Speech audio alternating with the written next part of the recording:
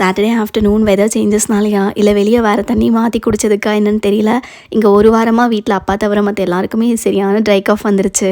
இதில் எனக்கு வேறு buy one get one free offer மாதிரி கோல்டும் சேர்ந்து வந்திருக்கு. ஒன்று வந்தாலே நைட்டு தூங்க விடாது.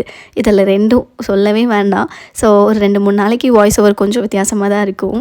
அண்ட் நேற்று லஞ்சுக்கு மஷ்ரூம் ஒரு பேக்கெட் இருந்துச்சு. அதை வச்சு மஷ்ரூம் புலாவ் செஞ்சுட்டேன். அண்ட் மீன் கொஞ்சம் அம்மா வாங்கிட்டு வந்து வச்சுருந்தாங்க.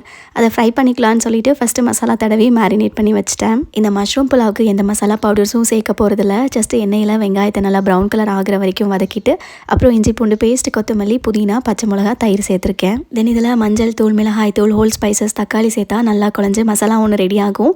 இப்போ க்ளீன் பண்ணி வச்சுருக்கிற மஷ்ரூம், உப்பு சேர்த்து ஒரு மிக்ஸ் கொடுத்துட்டு 1 டம்ளர் அரிசிக்கு 2 டம்ளர் தண்ணி ஊற்றி நல்லா கொதிச்சு வந்ததுக்கப்புறமா 15 மினிட்ஸ்க்கு ஊற வச்சுருக்கிற ரைஸ் ஆட் பண்ணிவிட்டு ஒரு 20 மினிட்ஸ்க்கு குக் பண்ணி எடுத்தோன்னா மஷ்ரூம் புலாவ் ரெடி.